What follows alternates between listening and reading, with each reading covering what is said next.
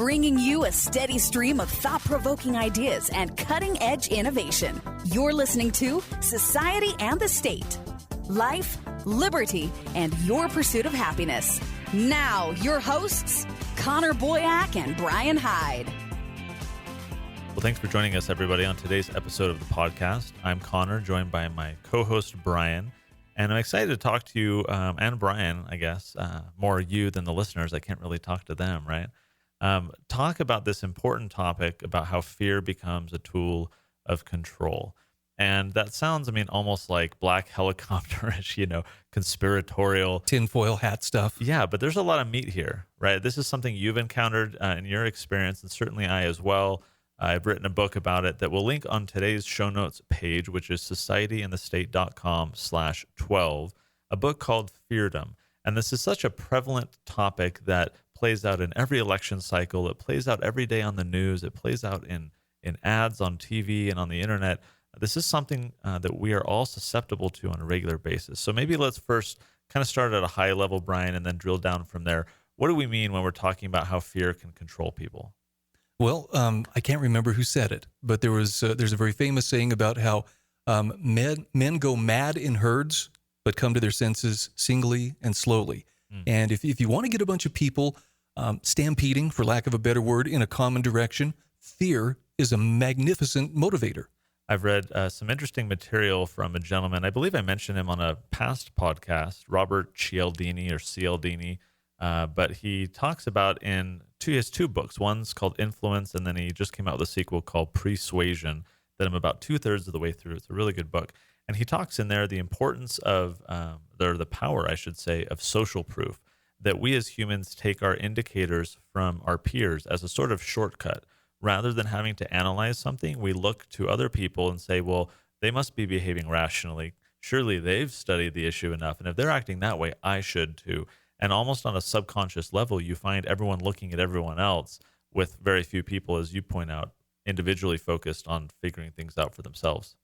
Yeah, I don't think it's any secret that throughout history, leaders, despots, those who wanted to gain control over a people would usually use fear or some kind of fear of, look, there's an enemy at the gate. There's a reason why we have that saying, because that was the kind of thing that would cause people to set aside their normal, rational thinking and be much more malleable to suggestions or even commands to do things that they might otherwise find objectionable. And the long-standing the prevalence and usefulness of fear, just as you point out that despots throughout history have been doing this. Certainly, it's happening today. That was one of the key questions I was trying to answer when I wrote Feardom, is to say, well, why is this so ongoing? Why is this so powerful? Why have we not come up with a solution to avoid the very thing that has undermined entire societies, in generations past? And it was really interesting. I am by no means a brain scientist or anything of the sort, but as I studied the issue and the science behind it, it was really fascinating. And I want to share a little bit of that now because it helps us understand how the control can come in. We all understand that there's fear. There's rational fear, right? Someone points a gun to your head or whatever. And then there's the irrational fear when you're just terrified of something that is, statistically unlikely or fake or whatever. We all get that there's fear, but the question of the control is a little bit different. And what I found really interesting as I studied this when writing for Feardom is that fear, like any other sense or emotion, is an information transfer. This is something being transferred to your brain. This is sensory perception. And that signal, that data, is sent in your brain to the thalamus, which is sort of a switchboard for the brain. And it routes that information to different areas for processing. From there, the signal, it's split and sent to two locations. So one is, it's called the amygdala, and that's kind of the threat detection center of the brain. And then it's also sent to the neocortex, which handles, sensory perception, spatial reasoning, conscious thought. And it's the amygdala, the latter one, the former one. It's the amygdala, that threat detection center, that determines whether that signal from the stimuli, whatever it is, something you saw, something you heard, whether that signal matches an experience that you've had before that would suggest that it's like a fight or flight response. So maybe as a child, you almost drowned and, you're walking by a pool and you see a child almost drowning. and the amygdala is going to quickly, fire the right pistons to say, you need to respond, right now. This is a threat. This is a problem, something you should legitimately fear. And I came across in my research an interesting book written in the mid-90s. It was called Emotional Intelligence. And it was referring to research by this doctor. He worked at the Center for the Neuroscience of Fear and Anxiety, talking, in other words, about specifically what we're talking about today. And he termed something the amygdala hijack. And this is basically that the brain, the architecture of the brain gives the amygdala, the threat detection center, a privileged position as what he called an emotional sentinel that could hijack the brain. And what he showed was that the sensory signals from your eye or from your ear, they travel in the brain to the thalamus and then across a single synapse to the amygdala. And then a second signal is sent to that neocortex, the rational center of the brain. But the issue here is that the amygdala fires first. And if you can get that emotional trigger, if you can co-opt that sensory perception, that information transfer, you can get people to act irrationally because you're getting their amygdala to be the thing that captures the data and then dictates your response. And this was really interesting. And Bryan, I want to get your take on this because when I read this, I was like, oh my gosh, this is precisely the problem. Here's what he said in his book. At the end of describing everything that I just did, he says, the feelings that take the direct route through the amygdala include our most primitive and potent. This circuit, this hijack of the amygdala, does much to explain the power of emotion to overwhelm rationality. And that to me seems, and so he ends there, the power of emotion to overwhelm rationality. When we're talking about control, if you and I acted rationally all the time, people could not control us. We could say, oh, that threat you're talking about, no, that's not going to happen. I'm more at risk from drowning in my bathtub than I am from that, right? So how is it that the power of emotion to overwhelm rationality is what enables that control at the end of the day? Well, from what you're describing, and by the way, that was one of the best descriptions I've ever heard about what happens in the brain. That was very enlightening to me. I didn't know that. Fear is an impulse then, in other words. Yeah. Which means it can be based on nothing at all. It could be based on lies. It could be based on distortions. And that's what makes it such a powerful tool, in my estimation. If our brain, as you were describing, responds quicker than our rational mind can keep up and analyze and say, now let's sit down and look at this, rationally. Right. It's very easy to be stampeded or startled, for that matter, in another direction. And if you think of computers, right? Computers can be hacked. You can manipulate data. If I have a computer that's expecting, numbers and I feed it letters instead, I can cause that computer to do something that its programmer did not design or did not want it to do. You can do what's called code injection. So you can give a computer or a database the wrong code to cause problems. And I think that's what we're seeing here, that people are putting code into our heads that our creator did not intend for us to act on. And so it's getting us to do things we otherwise wouldn't. It's creating problems. Can we explore some of the different forms that might take? Because I know for myself, for instance, when I first hear about fear, the first thing I think of is, the threat of terror, Sure. or something like that. But it can actually be a lot more subtle. There are other fears that are just as innate to who we are as people that they can manipulate us. For instance, what if nobody likes me? What if nobody accepts me? What if everybody laughs at me and throws garbage at me as I walk down the street? Mm-hmm. I'm exaggerating a little bit, but that's a very real fear, that fear of not being accepted or being out of step with what everybody else is doing. And that is what directs or informs a lot of people's behavior. I think another one is fear of declining opportunity. So by that, I mean, if the economy tanks or if there's a lot of immigration, think of immigration, right? You look back at the origin of American immigration law and they were racist. It was a fear of the Chinese coming in and providing cheap labor. It was very much based on fear of, saturating the market, undercutting American jobs. I'm doing air quotes right now. And that was a very real fear that led to these policies, these draconian policies that on a racial basis restricted immigration and created the foundation for what we have today. It's all based on fear of reduced opportunity, fear of losing home value, the value of your home. Oh, if my neighbor has a pink fence, I'm not going to be able to sell my home. Therefore, I'm going to control my neighbors through the HOA or through the city and tell them what they can't do. No, exactly. And the sad thing about it is people do it with the sense that, no, this is the rational thing to do. But oftentimes they won't even recognize, particularly if someone else is the one kind of fomenting that fear or suggesting that fear. Well, no, you don't want to lose your property value because your neighbor parked his work truck right there in his driveway where it could be seen. Oh, you're right. I don't want to lose that value. So is it actually happening? Is the person's home value declining? Well, are they selling the home?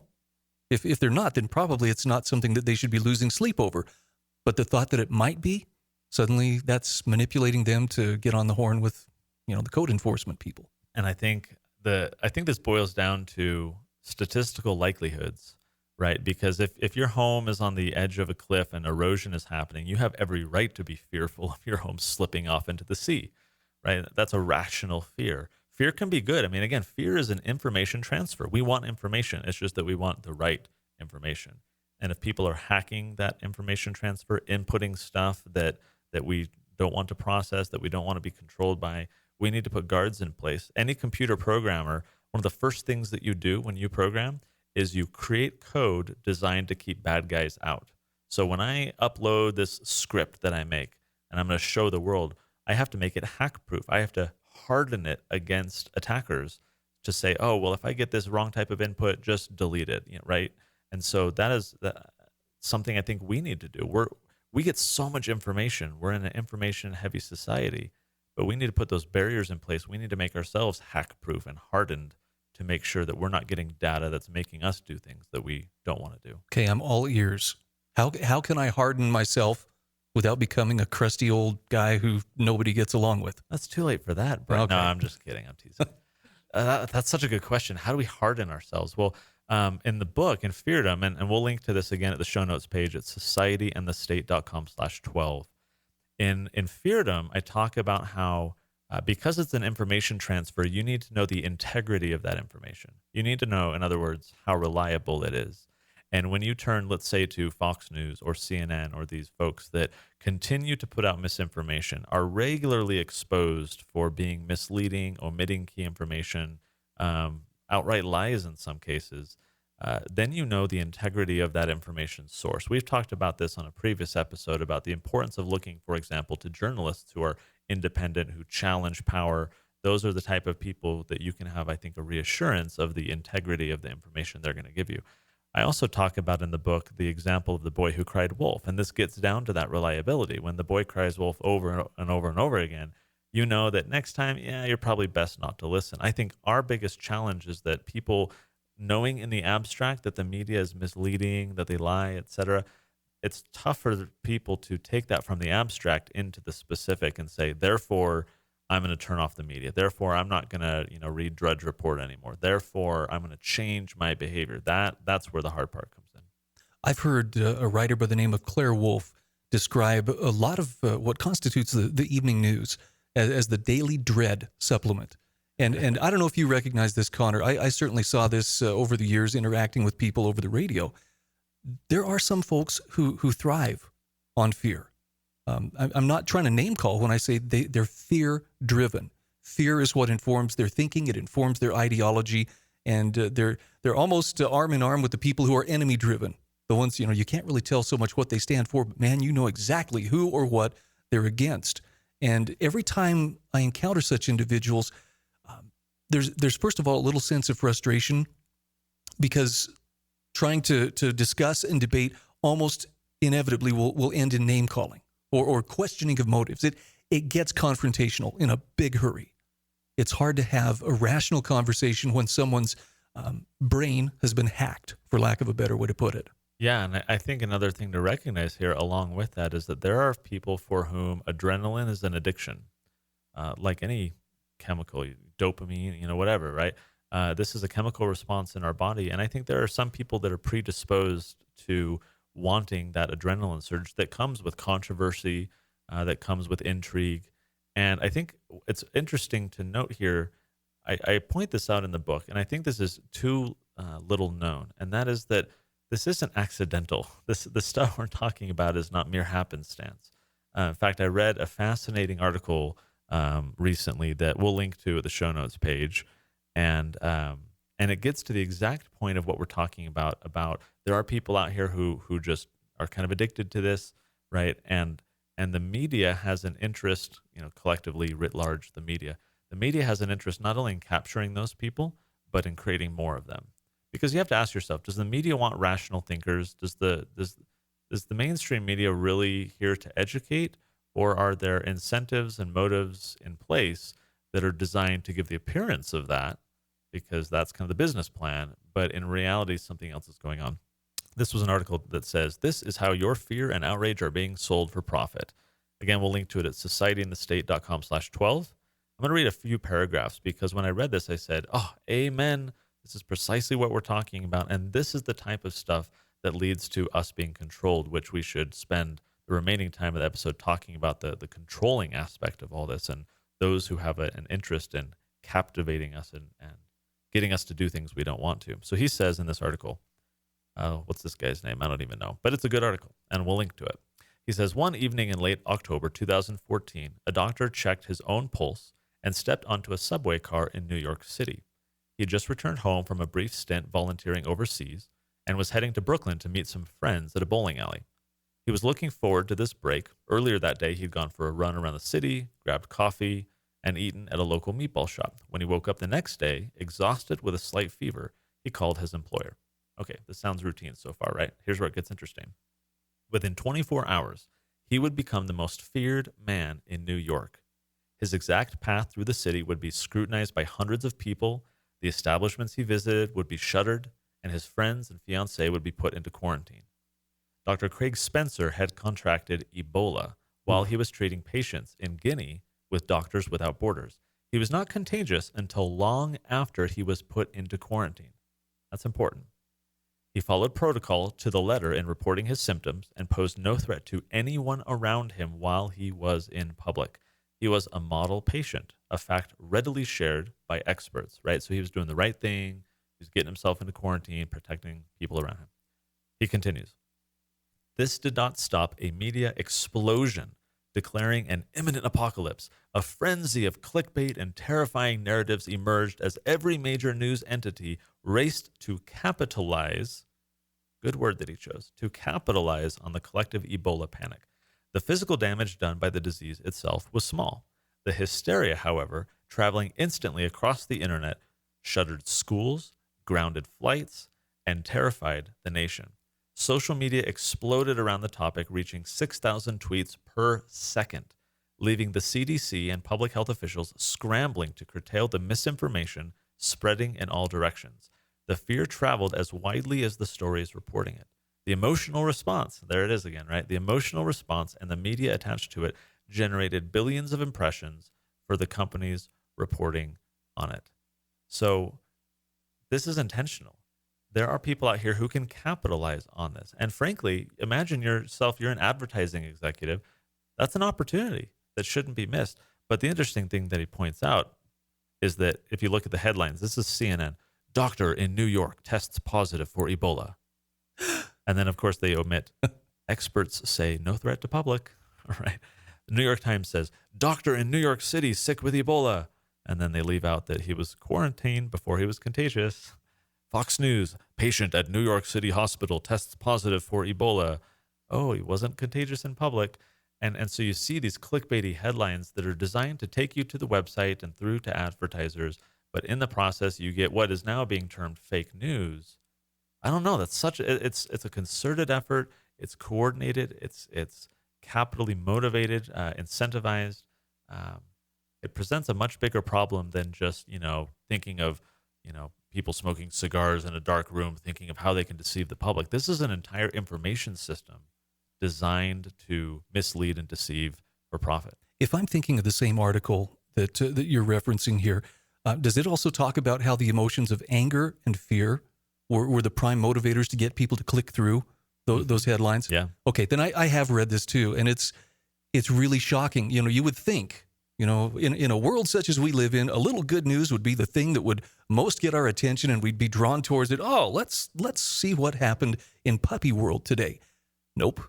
It's the fear and the stuff that makes us anger that almost always guarantees we're going to click on it and keep clicking through and following it. And that, too, is by design. So we purposefully titled this episode not just, getting us to be scared so that we click on articles and give advertiser money. There's a different aspect to it that this fear process, this process of instilling fear in people, in hacking people, this is brain hacking basically, that it becomes a tool of control. And so it's not just a tool of generating revenue. It's not just a tool of getting attention for things. It's a tool of control. And this is really important to note because if think of you're a politician or you're a bureaucrat, if you want to get somebody to do something that they don't already want to do, you have to figure out either to persuade them or, force them, or kind of in the middle, deceive them. You kind of like, Inception, you're trying to plant ideas in people's head. Or what's I'm not remembering the movie where the grandfather, they have to, My Big Fat Greek Wedding, and they have to get the grandfather, it has to be his idea, right? So they have to kind of deceptively make it someone else's idea. That's what we're talking about here. We're talking about people who want to pursue a policy objective that know that perhaps it's unpopular, and they have to generate that popularity and that desire. And so they do it through an action that is designed to invoke fear, and then they stand up and say, I'll be your savior. I have a solution. Here it is. And then everyone clamors for it. As you pointed out at the beginning, this herd mentality sets in. Everyone else is supporting it, so I should too. I'm going to look unpatriotic if I don't. And then we end up with, the Patriot Act or the TSA. So there's a couple of thoughts here on how to take control back from those who would use fear to control you. One of these actually starts when you're very young, or it should start as a child, and that is, we talked with Lenore Skenazy not so long ago, and she had some great advice on how to break free from this fear-based culture of parenting. When your child goes out the door, you don't need to assume the worst is going to happen. Mm-hmm. If you front load experiences that include a little bit of risk, and that could include my kid wants to ride her bike to the store and back. Now, as a parent, I'm like, there's a couple busy roads she's going to have to cross. Mm-hmm. But if you choose the time and place carefully, you don't just recklessly throw them out there, not sink or swim, but let them take those adventures. Let them learn from those. The vast majority of the time, they're going to be just fine, but they'll be empowered above all because they'll understand, I can do these things. I can make my own decisions. And when it comes to fear, I think that's probably one of the single things that handicaps people more than anything is, who will tell me what to do? You don't need somebody to tell you what to do. And again, also in addition to that, I agree with what you said, Bryan. I think it's important to make sure that this is not treated. This is not analyzed in a vacuum. It's not like suddenly we find this threat of this claimed threat or this new current event or this our bank account goes to zero. It's not like these things happen all of a sudden. Perhaps with some exceptions. Generally speaking, things like this, whatever this is, have happened before. If there's a new terrorist threat, well, there have been 18 supposed threats in the past decade. If, SARS breaks out or avian flu or whatever, okay, we've been through this before. We can look to the past as a potential indicator for the present and the future.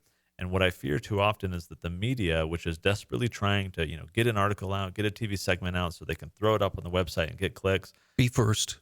Yeah, you got to be first. You got to get the, the viral scoop.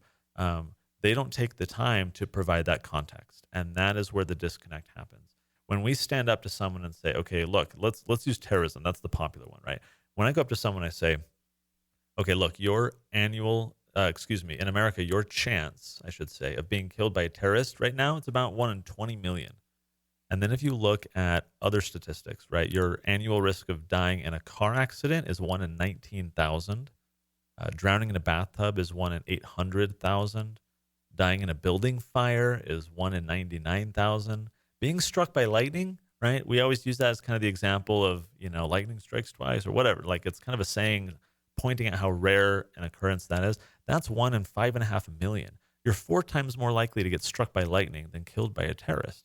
And yet when you look at the trillions of dollars being spent on terrorism, the fear that pervades congressional proposals and the news about it and all the coverage that's given towards this statistically insignificant thing. If you can go to someone and say, you are basically at statistically no threat from these things. You get in your car multiple times a day without a second thought, right? I think that context is important to release someone from their fear and say, oh yeah, you're right. I do spend a lot of time getting really worked up about things that don't really affect me. Why is that? Maybe I should, turn the TV off or don't go to that website again. So in large part, it comes down to understanding the difference between possibility and probability. Probability, yeah. Sure, it's possible. You may walk out the door and a suicide bomber may set himself off right as you go out the door. That's within the realm of possibility. Yeah. The probability, like you say, you're more likely to be struck by lightning while you're holding your winning lottery ticket. And it's hard for people to think about this stuff, to use that rational center of their brain to process information in a very deliberate way when we're being screamed at.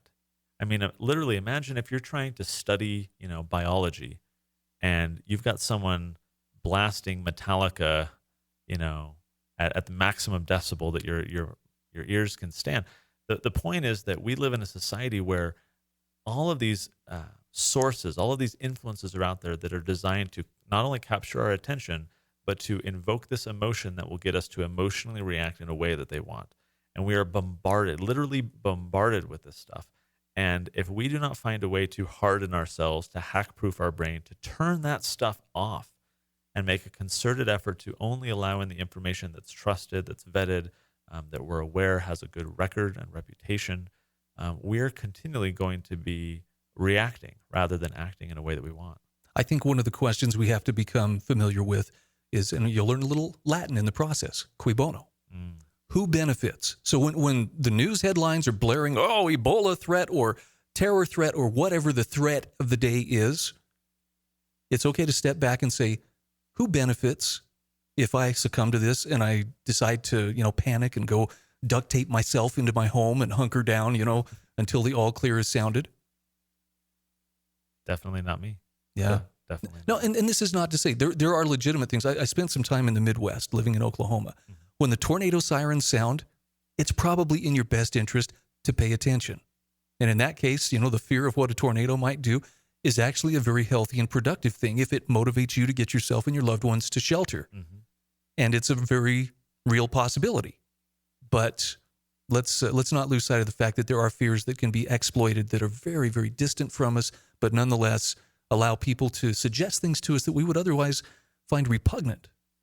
I think what's important is that we take control rather than allowing ourselves to be controlled. And that requires making the decision to say, no, I want to be in charge of my emotional reactions. I want to be thinking rationally about my responses and knowing about this amygdala hijack, knowing about the power of emotion to overwhelm rationality.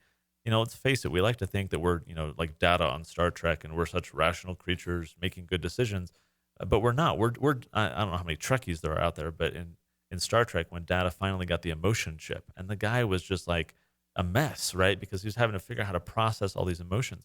That's us. Like, we are emotional creatures. And so we have to be extra careful to, hack-proof our brains as we're talking about, because otherwise the power of emotion to overwhelm rationality kicks in almost every time unless you take a concerted effort to make sure those synapses are not just automatically firing. Fortunately, I guess perhaps the silver lining of the post 9/11 cloud is that there are ample examples to point to. People like you and me, and going around and educating people to say, look, this happens over and over and over again. Why won't you learn? Open your eyes, man, right? Like, here's the context that you need. The sad thing is I think too few people are willing to do it. And so history repeats itself. I think it comes down to valuing yourself and valuing what you stand for. I'm talking like your moral compass and why do you live your life?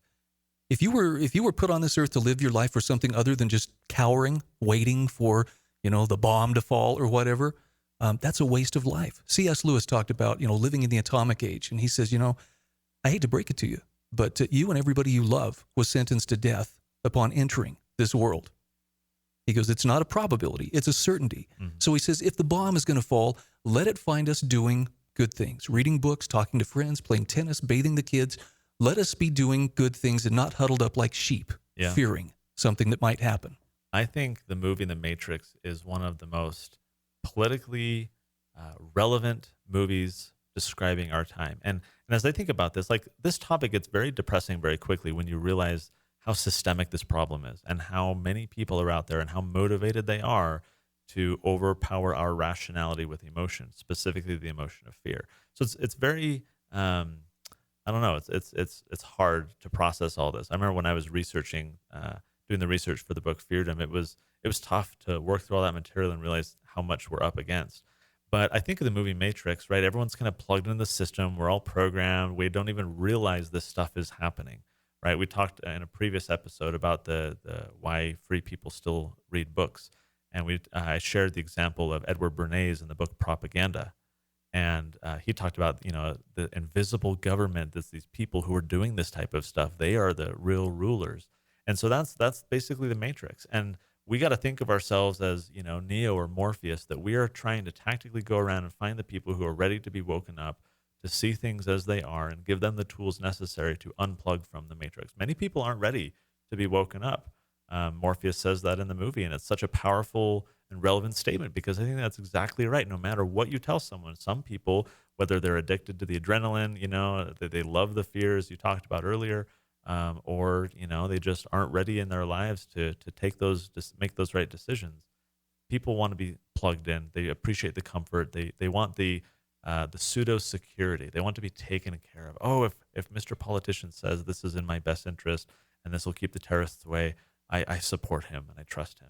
That movie is so powerful, but I think the basis of it is love for our fellow being that must motivate us. That despite the Matrix being everywhere and all around us, that we go around trying to liberate person by person until we find the Neo, or the people who are going to really help us make a powerful difference. I would add one last rule of thumb. This is something that I've applied in my own life, and I found it very useful. If you find someone is trying to make you afraid by what they're saying, by what they're advocating, by what they're asking you to believe, if they're trying to make you fear, they're trying to hack your brain. I like that. Know enough to say no. The one thing I thought you were going to add, you had kind of you guys couldn't see this, but he had a little bit of a smile on his face. And I thought he was going to say, the one thing I would add is choose the red pill. Yeah, that too. All right, guys. Hope you've enjoyed this episode. We'll link to a copy of Feardom that you can get, a couple other articles that we've talked about at today's show notes page, which is societyandthestate.com/12. This episode is a little bit of a downer just because of the topic. It is something we all need to pay attention to so that we are not being controlled.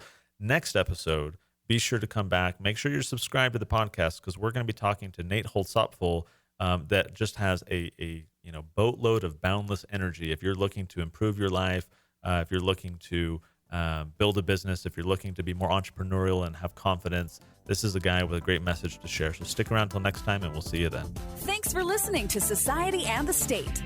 For show notes, archives, and more great content, visit societyandthestate.com.